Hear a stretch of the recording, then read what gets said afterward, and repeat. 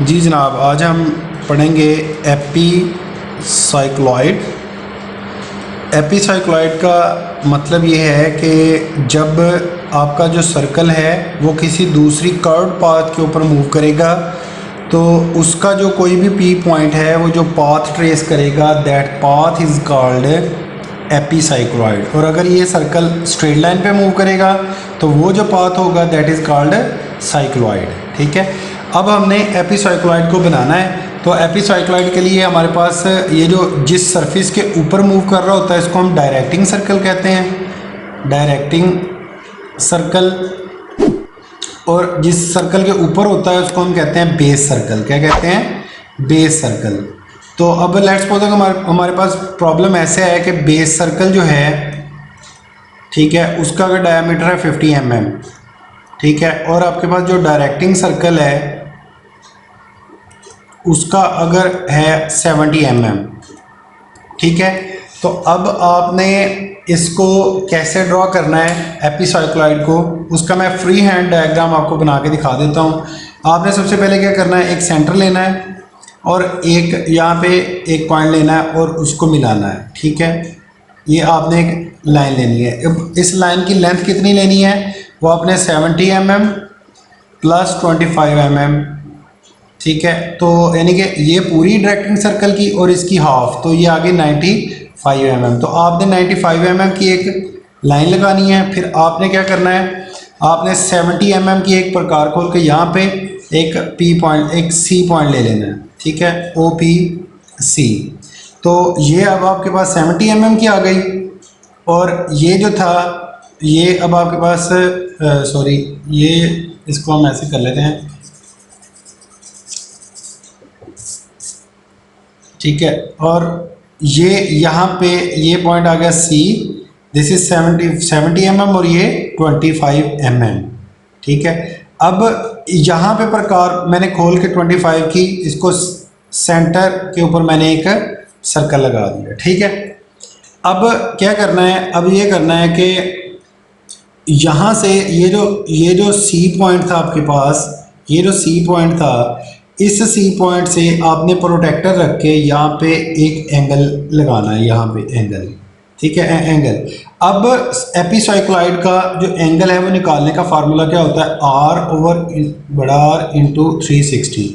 Are क्या है, base circle का रेडियस दैट इज 25 और इसका सर्कल रेडियस 75, 35 इंटू 360। तो इसको आप करेंगे ना तो ये अराउंड 120 आएगा, 120। तो ये एंगल आपने 120 का लगा लेना है। यहाँ पे परपेंडिकुलर प्रोटेक्टर रख के आपने 120 डिग्री का एंगल बना लेना है यहाँ पे। ठीक है, अब आपने यहाँ से लेके पहले इतनी प्रकार खोलनी है, ये एक कोस लगानी है, ठीक है, और देन आपने यहाँ पे प्रकार रख के यहाँ पे सेंटर तक प्रकार खोल के ये एक कोस लगानी है ऐसे। ठीक हो गया, चलें जी। अब हमारे पास जो दूसरा वे है वो ये है कि इस सर्कल को और कर्व्स को 12 इक्वल पार्ट्स में डिवाइड करना। तो सर्कल को 12 इक्वल पार्ट्स के अंदर डिवाइड करना मैंने सिखाया हुआ आप लोगों को, ठीक है। तो बिल्कुल वही तरीका है इसका भी।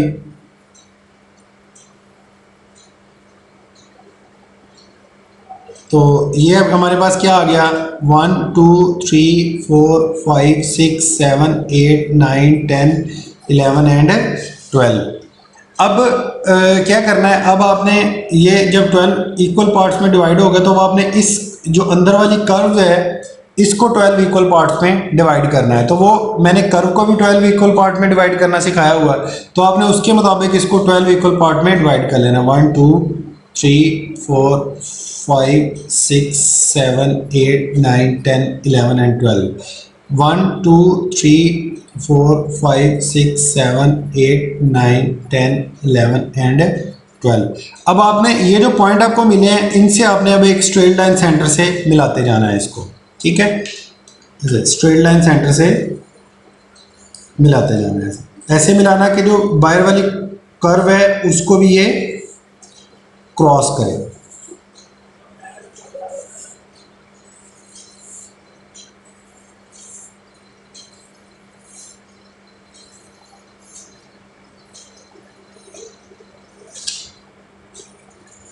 ठीक है। अब चूंकि मैं ये फ्री हैंड बना रहा हूँ, मैंने साइक्लॉइड के अंदर आपको प्रकार से बना के दिखाई थी, अब एपीसाइक्लॉइड में आपको फ्री हैंड बना रहा हूँ ताकि आपको भी अंडरस्टैंडिंग हो और चीज़ों को आपको बनाना है। ठीक है। अब मैंने क्या किया, सबसे पहले मैंने एक 95 मिलीमीटर की एक लाइन लगाई, उसमें मैंने 70 मिलीमीटर को अलहदा किया, 25 को अलहदा किया, 25 के ऊपर मैंने एक सर्कल लगाया और उसको 12 हिस्सों में इक्वल डिवाइड कर दिया। दो मैंने कर्व्स लगाई, उन कर्व्स को मैंने 12 हिस्सों में डिवाइड किया।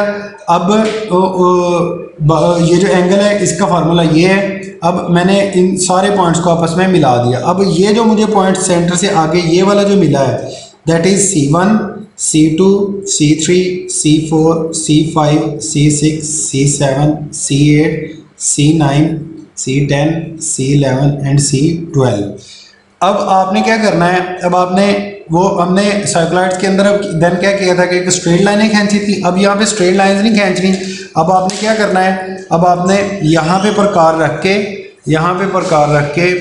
आपने हर पॉइंट की एक एक कर्व लगानी है। ठीक है। यहाँ पे प्रकार रख के, यहाँ सेंटर से प्रकार रख के पहले आपने ये 11 पॉइंट पे आना है। ठीक है। 11 पॉइंट पे जब आप आएंगे तो ये 11 पॉइंट से एक कर्व ऐसे जाएगी। ठीक है। और सिमिलरली 10 से ऐसे जाएगी। ठीक है। आपने यहाँ पे प्रकार रख के इतनी प्रकार खोलनी है, फिर 9 तक प्रकार खोलनी है। ठीक है। फिर 9 तक खोलेंगे तो ऐसे जाएगी। ठीक है। 8 तक खोलेंगे तो ऐसे जाएगी। ठीक है। 6 से खोलेंगे तो ऐसे जाएगी। इस तरीके से आपने ये मल्टीपल जो कर्व्स हैं वो लगा लेनी है। तो अल्टीमेटली कितनी लाइंस लगेंगी, वंस अगेन 6 लाइंस आपकी लगेंगी। तो अब आपने वही काम करना है कि यहाँ से यहाँ तक सेंटर तक रेडियस खोल के आपने C1 पे प्रकार रख के पहले लाइन 1 की कोर्स लगानी है, फिर लाइन 2 पे लगानी है, फिर लाइन 3 पे लगानी है।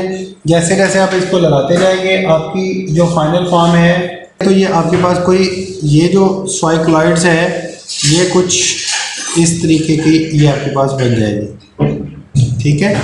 ये कुछ इस तरीके की आपके पास ये बनेगी।